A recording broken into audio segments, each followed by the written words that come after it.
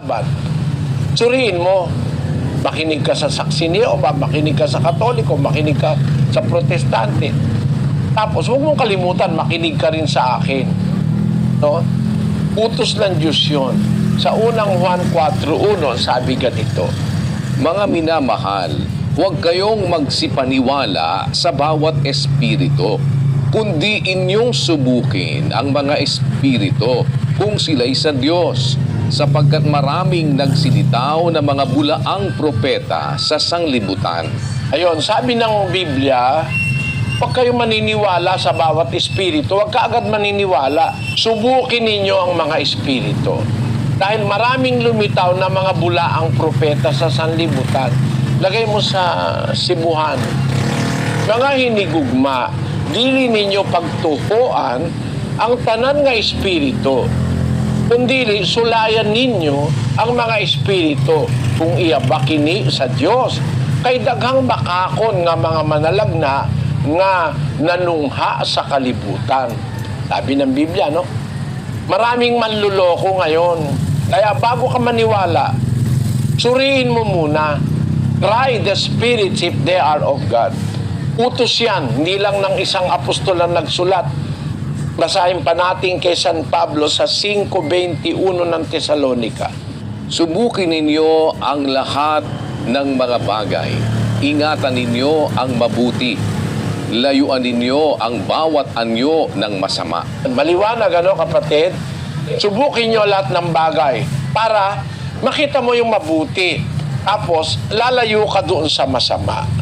Kaya, kapatid na Cora, napakagandang gawain yung makinig ka, pakinggan mo lahat pag ano-anuhin mo sa isip mo. Pagka pare-parehuhin mo, kumpara-kumpara mo, sino ba nagsasabi ng totoo?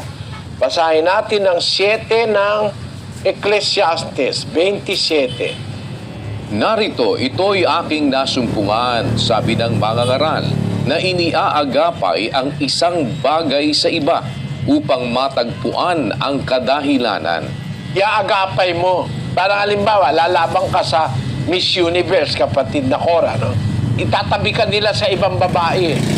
Pagtatabi-tabihin kayo, titingnan ang mga ngiti nyo, titingnan yung mga pose nyo, titingnan yung mga sinusukatan pa nga, pati bewang, pati breast, pati yung abdomen, etc.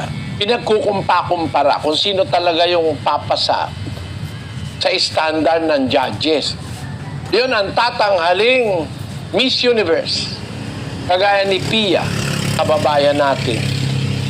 Nung araw, si Gloria Diaz. Tapos, si Margarita Moran, Pilipina rin yan. Naging Miss Universe din yan. Ngayon, meron tayong bagong Miss Universe noong 2018. Si Catriona Gray. Miss Universe din. Yan, bago tinanghal na Miss Universe, pinagtabi-tabi muna sila. Yan, mas maganda yan, puro maganda. Ang mga relihiyon ngayon, pag pinatabi-tabi mo, ang papangit nung iba lukuhan dayaan.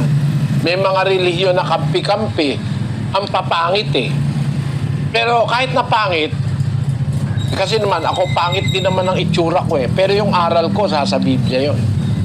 Hindi pangit yon. Binabasa ko sa Biblia yon. Ngayon kung ang pag-uusapan natin, aral, pagtabi-tabihin mo yung aral. Huwag mong pansinin yung paninira. Ang pansinin mo yung aral nila. Tama ba na si Kristo tao lang? Pagkukumpa-kumparahin mo yung aral para makita mo totoo. Kaya doon sa tanong mo, diba, inimbitahan ka namin, punta ka, kapatid. At maligaya kami pag naimbitahan ka namin. Inimbitahan ka nila at punta ka rin sa kanila. Pagkumparahin mo yung maririnig mo, doon ka makakarating sa pagsusuri. Okay ba yun sa'yo, kapatid na Cora? Brother, maliwanag po. Salamat sa Diyos. Salamat. Pagpalain ka nawa ng Panginoon, kapatid. Salamat po at salamat sa Panginoon. Meron naman tayong mga panauhin din sa General Santos City kasama ni kapatid na Jerry Cabanyero. Tuloy po kayo dyan sa General Santos City. Kapatid na Eli, kapatid Sige, na Daniel, sa dako po ng General Santos City, narito po ating panauhin, si kapatid na Eli Alamin. Ano po ang kanyang tanong? Good evening, Brother Daniel, Brother Eli. Good evening. I hope you're good health always. Napakaganda ng mga aral mo sa sanlibutan at isa na ako doon na nakasubaybay sa mga aral mo. Ngayon, mayroon lang akong konting clarification sa nabasa ko rin at sa mga aral mo. Ganito yon. Nung ang Diyos nakipagsalita sa kanyang mga anak doon sa Israel sa pamamagitan ni Moses, may aral doon na hindi talaga yun siya ang Diyos. Yun sa papangitan ng mga anghel. Yun ay nakikita doon sa New Testament ata yun, na yung mga salita ng Diyos sa Old Testament sa pamamagitan sa kay Moses, yun ay dinadala ng mga anghel. Sa makatuwid, hindi narinig talaga ang salita ng Diyos doon sa Old Testament. Ngayon, dito naman tayo sa New Testament, nang si Kristo ay binanyagan o nabaptized, mayroong tinig doon sa langit na, "This is my beloved Son, in whom I am well pleased." Sa makatuwid, siguro yung sumalita doon sa New Testament, anghel din yon. Yun ang gusto ko sanang mabigyan ng konting paliwanag sa mga aral mo, Brother Eli. At sa Alam mo kapatid na Eli, perfect yung question mo na yan. Gustong gusto ko yan. Ibig sabihin talaga nag-iisip ka, no? Pero kapatid, papauna ko na sa'yo. Hindi anghel yung nagsalita sa Bagong Tipan. Yung salita na yon, narinig yon ng apat. Si Santiago, si Juan, at si Pedro. Tatlo sila. At sa isang pagkakataon, narinig yon ni Juan Bautista nung bininyagan niya ang Panginoong Jesus. Ang sabi ni Pedro, talagang yung Ama ang nagsasalita ron, hindi anghel. Basahin natin ang 2 Pedro, Kapitulo 1, versikulo 17. Sapagkat siya'y tumanggap sa Diyos Ama ng karangalan at kaluwalhatian nang dumating sa Kanya ang isang tinig mula sa marangal na kaluwalhatian. Ito ang sinisinta kong anak na siya kong kinalulugdan. At ang tinig na ito ay aming narinig na nanggaling sa langit nang kami ay kasama niya sa banal na bundok. Maliwanag kapatid, ano? Basahin ko lang sa Cebuano para sa mga kapatid na Cebuano. Kay gidawat niya gikan sa Dios nga Amahan ang kadungganan ug himaya. Sa diha nga miabot kaniya ang usa ka tingog pinaagi sa halangdon nga himaya. Kini mao ang akong anak nga hinigugma nga kaniya ako adunay kalipay. Ug ingbatian namo kini nga tingog gikan sa langit. Sa didto kami uban kaniya sa bukid nga balaan. Sabi ni Pedro, narinig namin ang tinig na ito na mula sa langit. Hindi lang si Juan, si Pedro at saka si Santiago nakarinig. Kasi noong araw na tatlo sila ron narinig nila yun Pero bukod dun sa pangyayari na yon na tatlo sila, mabuti basahin muna natin yung Mateo 17, versikulo 1. At pagkaraan ng 6 na araw ay isinama ni Jesus si Pedro at si Santiago at si Juan na kapatid niya at sila'y dinalang bukod sa isang mataas na bundok. At nagbagong anyo siya sa harap nila at nagliwanag ang kanyang mukha na katulad ng araw at pumuting tulad sa ilaw ang kanyang mga damit. At narito, napakita sa kanila si Moises at si Elias na nakikipag-usap sa kanya. At sumagot si Pedro at sinabi kay Jesus, Panginoon, mabuti sa atin ang tayo'y dumito. Kung ibig mo, ay gagawa ako rito ng 3 tabernakulo. Isa ang sa iyo, at isa ang kay Moises, at isa ang kay Elias. Samantalang nagsasalita pa siya, narito ang isang maningning na alapaap ay lumilim sa kanila.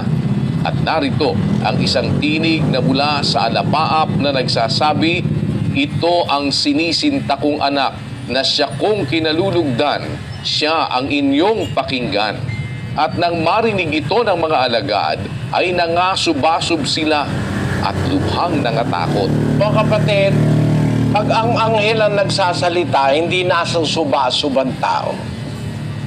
Nagsalita ang anghel kay Moises, hindi nasubasub si Moises. Nagsalita siya kay Gideon, hindi nasubasub si Gideon. Nagsalita siya kay Solomon, yung anghel, hindi nasubasub.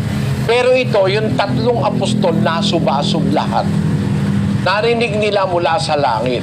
Ang katunayang hindi ito salita ng anghel, kapatid, kasi yun ang punto ni kapatid na Eli. Hindi ito salita ng anghel. Uulitin ko sa iyo ang 17:5. Samantalang nagsasalita pa si Pedro, siya, narito ang isang maningning na alapaap ay lumilim sa kanila at narito ang isang tinig na mula sa alapaap na nagsasabi, ito ang sinisinta kong anak na siya kong kinalulugdan, siya inyong pakinggan. Yung phrase o yung sentence, ito ang sinisinta kong anak na siya kong kinalulugdan, walang pwedeng magsalita nun. Hindi pwedeng sabihin ng anghel yun. Ang ama lang ang may karapatang magsabi nun. San Pablo ang may sabi niyan, Hebreo 1:5. Sapagkat kanino nga sa mga anghel sinabi niya kailanman, ikaw ay aking anak, ikaw ay aking ipinanganak ngayon. At muli, ako'y magiging kaniyang ama at siya'y magiging aking anak. Ayon, kanino sa mga anghel sinabi niya kailanman, ikaw ay aking anak? Wala nga siyang pinagsabihang anghel nun na ikaw ay aking anak sino nagsasalita? Di yung ama. At hindi niya yung sinabi kanino mang anghel. Kanino niya yung sinabi? Di kay Kristo. Kaya nung nagsabi siya, ito aking anak, siya mismo ang nagsasabi, hindi ang anghel. Nakita mo yon kapatid na Eli? Siya mismo ang nagsasabi noon, hindi ang anghel. You got the point? Nakuha ang point. Salamat. Maganda pa kasagot, Madele. Okay. Salamat sa Diyos, kapatid.